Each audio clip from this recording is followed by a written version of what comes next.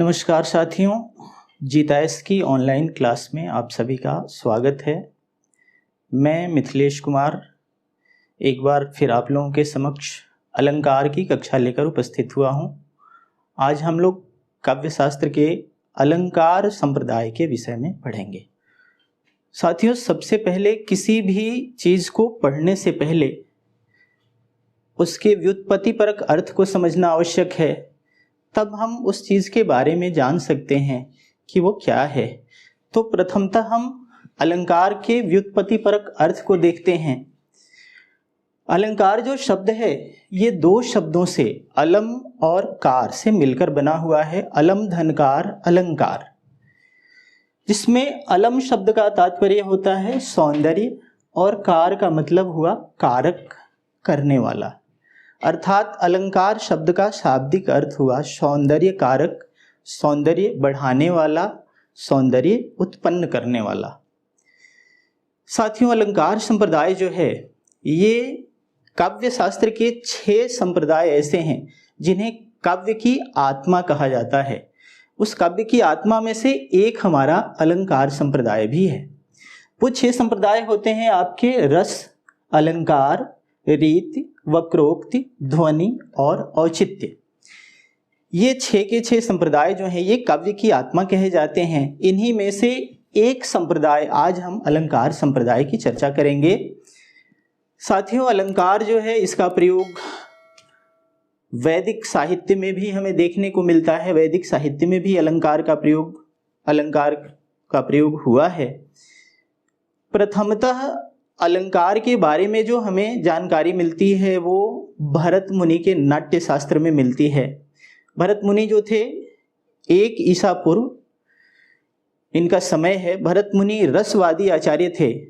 इन्होंने नाट्य शास्त्र नामक ग्रंथ की रचना की, जिसके अंतर्गत इन्होंने अलंकारों का भी कुछ परिचय लिया है। भरत मुनि ने मात्र 4 अलंकारों का परिचय लिया है।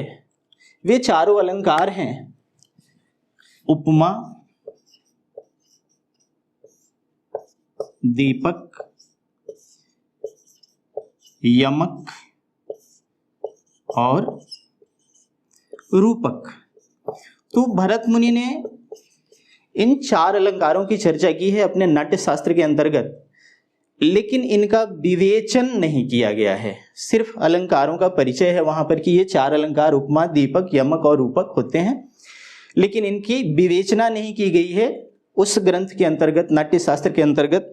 तो भरत मुनि जो थे वो रसवादी आचार्य थे।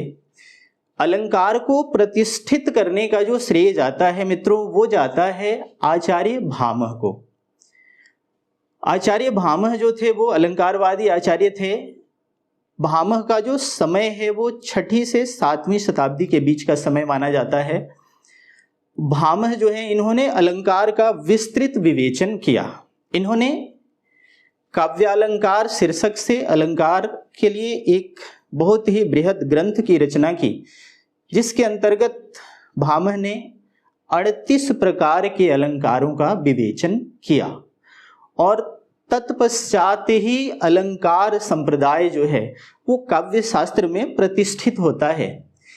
इसलिए अलंकार शास्त्र के प्रतिष्ठापक के रूप में हम आचार्य भामह को मानते हैं। सर्वमान्य है, अलंकार शास्त्र के प्रतिष्ठापक आचार्य जो हैं वो भामह है। तो मित्रों, अब हम चर्चा करते हैं विभिन्न विद्वानों के मतों की। अलंकार के संदर्भ में अलग अलग विद्वानों ने अपने अलग अलग जो मत दिए। हालांकि उन मतों के यदि सार पे हम जाते हैं तो सभी ने प्रकारांतर से एक ही बात कही है। शब्द भले ही अलग अलग क्यों न हो, सार सबके कहने का एक ही निकलता है। तो जैसा कि पहले भी हमने चर्चा की कि आचार्य भामह जो हैं वो अलंकार शास्त्र के प्रतिष्ठापक आचार्य हैं। तो प्रथमतः हम उनकी चर्चा कर लेते हैं कि भामह ने अलंकार के संदर्भ में क्या कहा, उनका क्या मत है अलंकार को लेकर। तो मित्रों, भामह जो हैं वो कहते हैं कि नकांतम अपि निर्भूषम विभाति वनितामुखम। नकांतम अपि निर्भूषम विभाति वनितामुखम, अर्थात जिस प्रकार स्त्री का मुख, वनिता का मुख अलंकरण के बिना, आभूषण के बिना सुंदर नहीं होता, शोभायमान नहीं होता, उसी प्रकार कविता भी अलंकारों के बिना सुंदर नहीं होती। अर्थात इन्होंने अलंकार को काव्य का अनिवार्य गुण स्वीकार किया, माना। अब हम बात करेंगे इनके पश्चात जो दूसरे बड़े अलंकारवादी आचार्य हुए, दंडी। दंडी ने अपनी रचना काव्यादर्श में 39 प्रकार के अलंकारों की चर्चा की है। इन्होंने 38, भामह ने 38 की चर्चा की है। इन्होंने 39 प्रकार के अलंकारों का विवेचन किया है। दंडी जो है वो अलंकार के संदर्भ में कहते हैं कि काव्य शोभाकरान धर्मान अलंकारान प्रचक्षते, अर्थात काव्य में शोभाकारक धर्म ही अलंकार कहलाते हैं। अर्थात वे धर्म, वे गुण जो काव्य में सौंदर्य उत्पन्न करते हैं, काव्य में चमत्कार उत्पन्न करते हैं, उन्हें अलंकार कहा जाता है। तो इस प्रकार प्रकारांतर से जितने भी काव्य शास्त्रियों ने अलंकार के संदर्भ में अपने मत दिए, उन सबका सार एक ही है कि काव्य जो है वो अलंकार जो है वो काव्य का एक अनिवार्य गुण है। काव्य में अलंकार अनिवार्यतः प्रयुक्त होना चाहिए, ऐसा हमारे अलंकारवादी आचार्यों का मानना है। अब हम बात करते हैं हिंदी साहित्य के, हिंदी के आचार्यों की। हिंदी साहित्य जो हमारा जो 4 कालों में विभक्त है, आदिकाल, भक्तिकाल, रीतिकाल और आधुनिक काल, उसमें अलंकरण प्रवृत्ति जो सर्वाधिक रही है वो रीतिकाल में रही है, इसलिए उसका नाम ही रीतिकाल है। रीतिकाल में जो भी कवि हुए उन्हें आचार्य कवि की संज्ञा भी दी जाती है। रीतिकाल के प्रवर्तक के रूप में हम आचार्य केशवदास को देखते हैं। केशवदास जो है वो अलंकार के सबसे बड़े आचार्य हैं रीतिकाल में, यदि देखा जाए तो इन हमारे हिंदी के आचार्यों का क्या क्या मत है, सबका अलग अलग, इन पर थोड़ी सी चर्चा हम लोग करेंगे। प्रथमतः हम बात करेंगे आचार्य केशवदास की। केशवदास, जिन्हें निर्विवाद रूप से अब रीति काव्य का प्रवर्तक भी स्वीकार किया जा चुका है, हालांकि इसमें अलग अलग विद्वानों के अलग अलग मत रहे हैं, बावजूद अब सामान्य सहमति यही है कि रीति काव्य के प्रवर्तक आचार्य केशवदास हैं। तो इन्होंने अलंकार के संदर्भ में अपनी जो उक्ति दी है वो ये है कि यद्यपि सुजाति सुलक्षणी सुबरन सरस सुवृत्त भूषण बिनु न बिराजई कविता वनिता मित्त। यद्यपि सुजाति सुलक्षणी सुबरन सरस सुवृत्त भूषण बिनु न बिराजई कविता वनिता मित्त। अर्थात तो आशय ये है इनके कहने का कि हे मित्र, यद्यपि अच्छी जाति की हो, अच्छे लक्षणों वाली हो, अच्छे रंग रूप वाली हो, अच्छी शारीरिक सौष्ठव वाली हो, बावजूद इनके आभूषणों के बिना शोभायमान नहीं होते कविता और वनिता यानी स्त्री। अर्थात केशव भी जो है वो अलंकार को काव्य का अनिवार्य गुण ही स्वीकार करते हैं।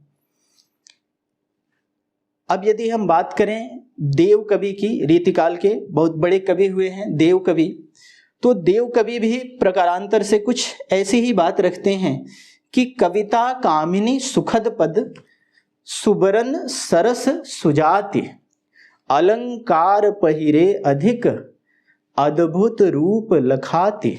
अर्थात कविता कामिनी, कामिनी मतलब स्त्री, सुखद पद, सुंदर पद, ये सारी चीजें सुबरन, सरस और सुजाति, इन सभी गुणों को धारण करने के बावजूद भी अलंकरण धारण करती हैं, तभी इनका रूप सौंदर्य जो है वो अद्भुत होता है, चमत्कृत होता है। अर्थात इनके अनुसार भी अलंकार जो है वो काव्य का अनिवार्य गुण है। यदि हम बात करें भिखारीदास की, तो भिखारीदास भी प्रकारांतर से यही बात कहते हैं कि भूषण है भूषण सकल, मतलब सारा सौंदर्य जो है वो क्या है, अलंकार है। तो इनकी अगर हम बात करें तो ये भी अलंकार को अनिवार्य मानते हैं, अलंकार को सर्वाधिक महत्व देते हैं। आगे परवर्ती काल में हम आते हैं तो हिंदी के आधुनिक काल में खासकर छायावादी कवियों में हमने देखा है, छायावादी जो काव्य है उसमें काव्य सौंदर्य पर विशेष ध्यान दिया गया है। क्योंकि उसके ठीक पहले का जो आंदोलन है द्विवेदी युग, उस पर इतिवृत्तात्मकता का आक्षेप लगाया जाता रहा। सीधे सीधे अपनी बात कहने की प्रवृत्ति है उन कवियों में। तो इस प्रवृत्ति के विरुद्ध जो छायावाद ने जन्म लिया, छायावादी आंदोलन जो उद्भावित हुआ, छायावादी कवियों ने सौंदर्य पर विशेष ध्यान दिया, चाहे वो अलंकरण सौंदर्य हो, चाहे वो प्राकृतिक सौंदर्य हो, चाहे वो मानवीय सौंदर्य हो। मतलब इसको सौंदर्य की चित्रशाला ही कहा जाता है छायावाद को। तो वहाँ के कवियों में अगर हम बात करें पंत जी की, तो पंत जी का भी अलंकार के संदर्भ में स्पष्ट मत है। पंत जी भी कहते हैं अलंकार के लिए कि अलंकार सिर्फ वाणी की सजावट के लिए ही नहीं होते, वरन वे भावाभिव्यक्ति के भी विशेष द्वार खोलते हैं। अर्थात अलंकार जो होता है वो वाणी की सजावट के लिए नहीं होता है कि हमारी वाणी, हमारी कविता जो है वो सुंदर लगे, बल्कि अलंकार जो है वो विशिष्ट भावों की अभिव्यंजना के लिए भी सहायक होते हैं। अर्थात अलंकारों के माध्यम से कवि जो है वो अपने विशिष्ट भावों की अभिव्यंजना करता है। तो इन सभी बातों पर यदि हम विचार करें तो सबको मिला जुला कर एक निष्कर्ष निकलता है कि अलंकार जो है वो काव्य का एक अनिवार्य लक्षण, एक अनिवार्य गुण है। अलंकरण के बिना कविता सुंदर नहीं होती, इसलिए काव्य में अलंकारों का प्रयोग होना चाहिए। तो साथियों, आपने देखा अलग अलग विद्वानों ने जो अलंकार की अलग अलग परिभाषाएं दी, अलंकार के संदर्भ में अपने अलग अलग मत दिए। अगर हम सामान्य शब्दों में कहें तो अलंकार वह साधन है जिसके माध्यम से काव्य में सौंदर्य या चमत्कार उत्पन्न होता है। तो काव्य में सौंदर्य या चमत्कार उत्पन्न करने वाले साधन को हम अलंकार के रूप में जानते हैं, अलंकार के नाम से जानते हैं। अब मित्रों, हम लोग अलंकार के भेद प्रभेदों की चर्चा करेंगे। अलंकार के कितने भेद किए जाते हैं, परंपरागत रूप से क्या होता है। अब जैसा कि आज हम पढ़ते हैं तो हमें बहुत नए नए तरह के अलंकार भी मिलते हैं। शब्दालंकार, अर्थालंकार के अतिरिक्त हमें पाश्चात्य अलंकार या आधुनिक अलंकार भी मिलते हैं। तो इसके भेद प्रभेदों की चर्चा करें हम लोग। अलंकार भेदों की यदि बात करें साथियों, तो अलंकार के परंपरागत रूप से दो ही भेद स्वीकृत किए जाते हैं, शब्दालंकार और अर्थालंकार। परवर्ती काल में आचार्य भोजदेव ने एक और अलंकार की योजना की और उन्होंने इसको नाम दिया उभयालंकार। उभय मतलब दोनों, अलंकार, उभय धन अलंकार शब्द मिलके बना है ये उभयालंकार। उभय मतलब दोनों से तात्पर्य ये है कि दो अलग अलग प्रकार के अलंकार जहां मिले हों उसे उभयालंकार की संज्ञा दी जाती है। हालांकि सामान्य परिभाषा में यदि आपसे ये पूछा जाए कि अलंकार कितने प्रकार के होते हैं तो आपका उत्तर दो ही होना चाहिए, शब्दालंकार और अर्थालंकार। जहां तक उभयालंकार की बात होती है तो इसमें दो अलग अलग प्रकार के अलंकार, चाहे वो तिल तंडुल विधि से मिले हों चाहे नीर छीरवत विधि से मिले हों, ये दो तरीका होता है। तिल तंडुल प्रवृत्ति से तात्पर्य होता है कि दोनों का अलग अलग अस्तित्व जो है वो दिखाई देगा, और यदि दोनों अलंकार नीर छीरवत मिले हों यानी दूध और पानी की तरह मिल गए हों तो उन दोनों का अलग अलग अस्तित्व दिखाई नहीं देता। तो चाहे वो नीर छीरवत मिले हों चाहे तिल तंडुल विधि से मिले हों, उसको आचार्य भोजदेव ने उभयालंकार की संज्ञा दी है। कई बार प्रश्न के स्तर पर भी हम देखते हैं कि ऐसे प्रश्न किए जाते हैं जिसमें अलंकारों का युग्म दिया रहता है विकल्प के रूप में, दो दो अलंकार, आपको पहचानना होता है कि कौन कौन से दोनों हैं। तो वहां के लिए ये काफी सहायक होता है। बाकी परंपरागत रूप से अलंकार के दो भेद किए जाते हैं, शब्दालंकार और अर्थालंकार। अगर हम बात करें शब्दालंकार की, तो जहां पर शब्द के माध्यम से चमत्कार या सौंदर्य उत्पन्न हो वहां शब्दालंकार होता है। जहां पर शब्द प्रयोग के माध्यम से सौंदर्य या चमत्कार उत्पन्न हो वहां क्या होता है, शब्दालंकार होता है। जैसे यदि हम कहें कि शेष महेश गणेश दिनेश सुरेश ही जाहि निरंतर गावे, शेष महेश गणेश दिनेश सुरेश ही जाहि निरंतर गावे। अगर इस पद को आप देखते हैं तो यहाँ पर आपको एक वर्ण की बार बार आवृत्ति दिख रही है, स की, शेष, महेश, गणेश, दिनेश, सुरेश, यहाँ इन पदों में। तो यहाँ पर जो अलंकरण या सौंदर्य उत्पन्न हो रहा है वो इन खास शब्दों के कारण हो रहा है। अगर इन शब्दों को हटा दिया जाए, शेष के बदले सर्प कर दिया जाए, गणेश के बदले लंबोदर कर दिया जाए, महेश के बदले शिव रख दिया जाए, ऐसे शब्दों का प्रयोग कर दिया जाए तो अलंकरण क्या होगा? नष्ट हो जाएगा। अर्थ वही रहा, उनके दूसरे पर्याय हमने रखे, तो उससे क्या हुआ कि अलंकरण जो है वो नष्ट हो गया। अर्थात अलंकरण जो था वहां पर जो सौंदर्य या चमत्कार दिख रहा था वो उन खास शब्दों के कारण दिख रहा था। अर्थात ऐसी स्थिति में हम क्या कहेंगे? शब्दालंकार है। तो जहां खास शब्द प्रयोग के द्वारा चमत्कार या सौंदर्य उत्पन्न हो, ध्यान रखें, वहां शब्दालंकार होता है। दूसरी अर्थालंकार की हम बात करें तो जहां काव्य में अर्थ के माध्यम से चमत्कार या सौंदर्य उत्पन्न होता है वहां हम कहते हैं कि अर्थालंकार है। तीसरा उभयालंकार, जहां पर दो भिन्न भिन्न अलंकार नीरक्षीरवत या तिल तंडुल न्याय से मिले हों वहां पर हम कहते हैं उभयालंकार। अब इसमें शब्दालंकार जो होते हैं, शब्दालंकार पर हम थोड़ी सी चर्चा करेंगे। शब्दालंकार के परंपरागत रूप से 3 ही भेद स्वीकृत हैं, अनुप्रास, यमक और श्लेष।